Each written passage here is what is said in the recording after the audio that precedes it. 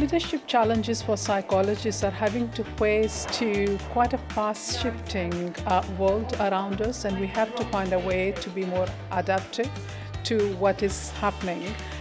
One of the things which we need to face up to is the identity, because I think it's a big challenge to our identity in terms of whether we are ready to take up new roles and what would be the new way of working.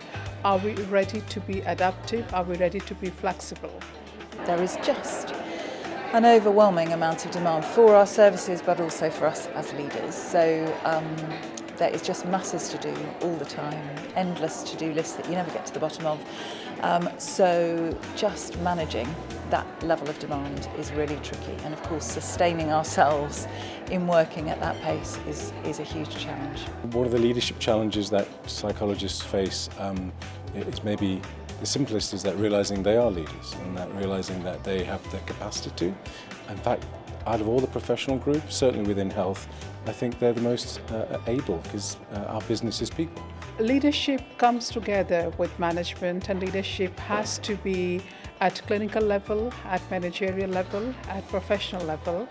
Any future training for psychologists has to be thinking about what people at different level of their career span would find it useful, and this is where I believe we must engage with people. I would be thinking about a sort of a training which is multidisciplinary, also training where different types of psychology or applied psychologists are coming together to start thinking about what those challenges are. So if we're looking to develop the leadership skills of psychologists, I think like any sensible undertaking, it needs an extremely thorough scoping of what's out there, matched to what the demands and the needs are of the professional group. I think we're currently looking at scoping, but it's such an incredibly saturated market. We really need to understand what is it.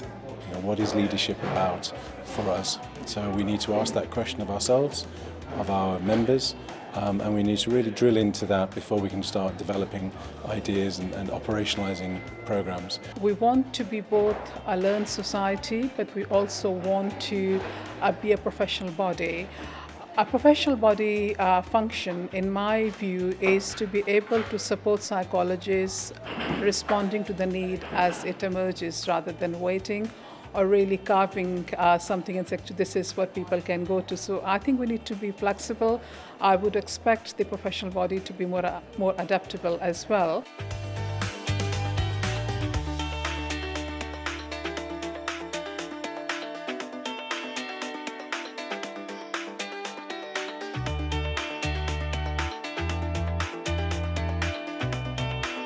I think we all collectively agreed that demand was an issue, but also in a number of teams thinking about change and how that's managed and how that has a wider impact. And I was certainly talking about one team which feels more unusual to me, that it's relationships that are kind of creating a real pressure for me at the moment, and often feeling like that's something kind of managed well, and coming into a team where there's quite a culture, historical culture, sort of trying to think about how they can be worked with differently. Someone had a great point about the performance and development review system. Perhaps one of the first questions that you should ask is for people to be clear about what their role is, and then the second bit should be, is it doable? Absolutely. So I thought that was really helpful. So we thought that protecting time for self and others was really, really important in quite a nurturing way, so making sure we have the space for ourselves, making sure that we're looking after ourselves, being very mindful of what we're trying to do in our own practice, but also being mindful of our teams and what we're doing within those as well.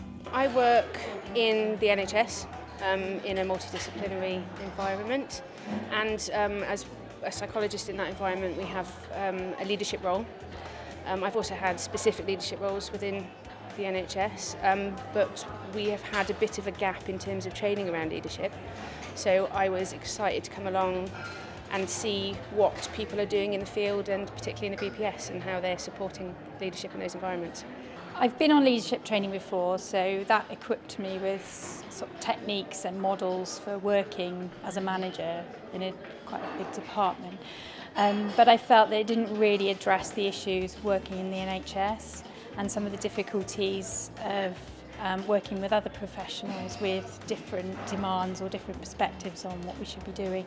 And I was hoping today to come along and have a think about how I can work better within those systems, and also speak to peers about maybe what they're doing that I could put into practice in our area. I found it's a fantastic opportunity to meet with other psychologists who are working in leadership roles, and to think about the very specific challenges and opportunities that we have as psychologists within the NHS.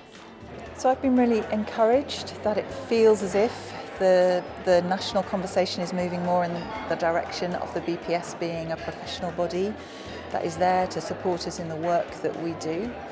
And I guess my hope is that some of the conversations happening might turn into the BPS developing its own leadership support, training. There's already the mentoring scheme run by the faculty, but resourcing that so that it's kind of rolled out and more widely available. So yes, that would be my main hope, I think, of the BPS, that it recognises that there's a need and it fills that need. I see the role of the BPS in developing psychologists as leaders as absolutely central. The BPS is our host organisation, it is our parent organisation, it will soon be our professional organisation, and we want advice and support in helping the various groups of professional psychologists to own and to develop skills. Now, this has to be centralised, and I see that BPS is the natural home for this body of work. I think that we need to work together with BPS and contribute so that it's a joined up collective responsibility to develop leadership within the professional group. I would really like to thank you, all of you, for coming today and sharing your thinking. I think it's been a huge opportunity for us to learn from you as well. So thank you very much for today, and hope to see more of you in our future events. Thank you.